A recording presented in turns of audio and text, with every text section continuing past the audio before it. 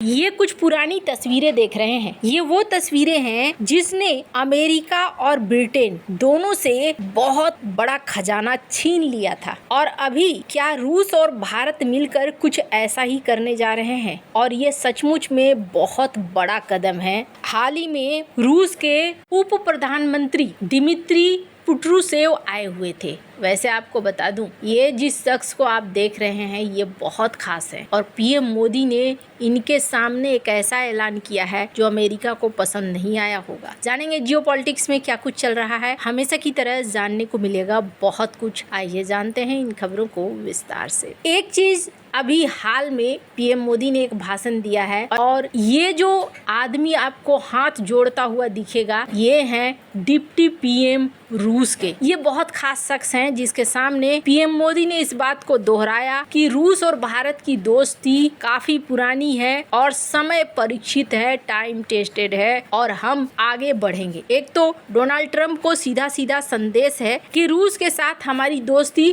कहीं भी इधर उधर जाने वाली नहीं है, हम यहाँ पर कंटिन्यू करने वाले हैं रूस के साथ। लेकिन ना, ये प्लान का एक हिस्सा है, प्लान का अभी दूसरा हिस्सा बाकी है। अभी अगर आप देखेंगे तो रूस और भारत की मुलाकातें हो रही हैं कई जगहों पर। स्क्रीन पर आप देख सकते हैं डॉक्टर एस जयशंकर और सरगई लावारोव की मुलाकात। मैं चाहती हूँ थोड़ा सा इसे आप सुने।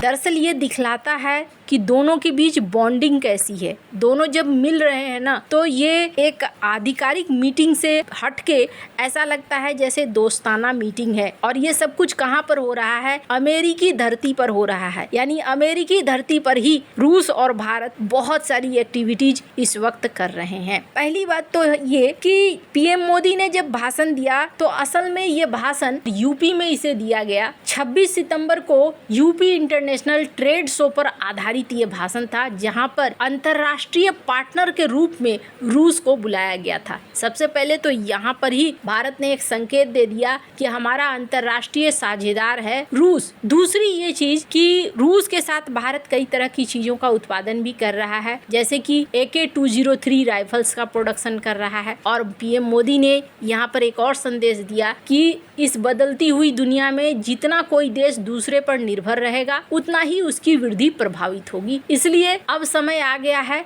कि हम दूसरे देशों पर निर्भर नहीं रहें बल्कि देश को आत्मनिर्भर बनाएं। भारत में जो भी प्रोडक्ट बनाया जा सकता है उसे यहीं बनाना चाहिए, ये बात उन्होंने कहा। इन्होंने ये भी कहा कि भारतीय सेना को स्वदेशी समाधान भी ढूंढना होगा। ये तो साधारण बातें दिखी आपको, लेकिन ये जो शख्स आए हैं ना, सिर्फ यहीं पर नहीं मिले ये, बल्कि इन्होंने एक मुलाकात और की और भारत के कृषि मंत्रालय और कृषि मंत्री से की, जिसमें व्यापार की बात हुई, खेती बाड़ी की। मैंने क्यों पुरानी तस्वीरों को दिखाया था, तो ब्रिक्स कुछ ऐसा प्लान कर रहा है जो डॉलर को हटाने से भी ज्यादा खतरनाक है। मैं ऐसा क्यों कह रही हूँ? ये जो ब्लैक एंड व्हाइट तस्वीर देख रहे हैं ना, 1950-1960 का दशक जब चल रहा था तो तेल तो मिला कई सारे देशों में, इराक, सऊदी अरब, UAE, ये वो देश थे जिनके पास तेल का खजाना मिला। लेकिन तेल किस रेट से मार्केट पे बिकेगा ये तय कौन करता था? ये तय करती थी ब्रिटिश और अमेरिकी कंपनियां, किस दर पे ये तेल बिकेगा। अब जो तेल उत्पादन करने वाले देश थे, सऊदी अरब, कुवैत, इराक, उन्हें लगने लगा अच्छा तेल हमारे यहाँ निकलता है और ये तय करेंगे दाम। इन्होंने कहा कि नहीं जी, हमारा अपना एक संगठन होना चाहिए, हम खुद से तय करेंगे। और 1960 में एक संगठन बना, OPEC, organisation of the petroleum exporting countries. ये 1960 में बना और कमान छिन गई ब्रिटिश और अमेरिकी कंपनियों के हाथों से। अब ये समूह जो था, ये समूह जिसमें सऊदी अरब, ईरान, इराक, कुवैत, वेनेजुएला जैसे थे, इन्होंने अब तय करना शुरू किया। दरअसल इनके मन में आया कि अमेरिकी कंपनियां ज़्यादा फायदा उठा लेती हैं, ब्रिटिश कंपनियां फायदा उठा लेती हैं, हमें तो फायदा मिलता नहीं है। तब जाकर ओपेक का निर्माण हुआ था और 1960 में इन्होंने ओपेक बनाया और मात्र 13 साल बाद इनको एक जबरदस्त मौका लगा। 1973 का ऑयल क्राइसिस, जिसमें ओपेक ने तेल के दाम 400% 400% बढ़ा दिए। और जब तेल के दाम 400% बढ़ा दिए तो क्या हुआ, दुनिया की इकोनॉमी हिल गई, लेकिन अरब देशों को अरबों डॉलर का फायदा हुआ। तेल उत्पादन करने वाले देशों ने अपनी इकोनॉमी को बहुत मजबूत कर लिया, सोने की कार दिखने लगी ऐसे देशों में। अब अभी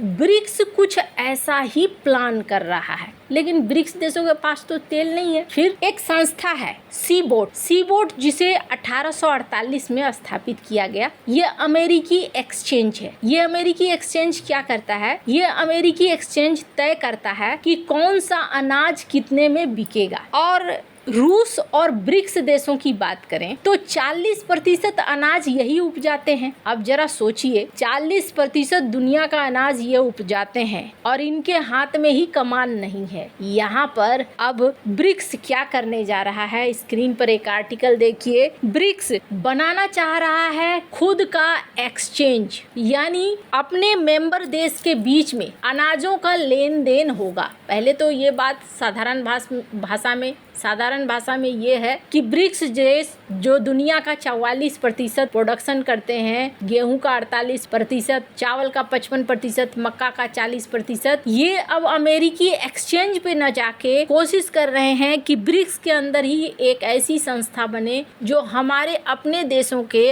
अनाज का लेन देन हम तय करें। कुछ ओपेक की तरह सुनने में नहीं लग रहा है? बिल्कुल, ये ओपेक की ही तरह बनाना चाहते हैं, यानी हम तय करेंगे कि दाम क्या होगा अनाज का, क्योंकि अनाज का उत्पादन करते हैं हम। अब जैसे अभी मनमानी हो रही थी, ब्लैक सी ग्रेन इनिशिएटिव के माध्यम से साल 2022 में रूस जो निर्यात करता था उस पर प्रतिबंधों का असर पड़ने लगा। अब समस्या ये आने लगी है कि रूस चाहता है एक ऐसी संस्था बने जो अब हमारे कंट्रोल में रहे, यानी ब्रिक्स के कंट्रोल में। और यहाँ पर सारे कृषि प्रधान देश हैं। रूस भारत से बात कर रहा है, भारत कृषि प्रधान देश है।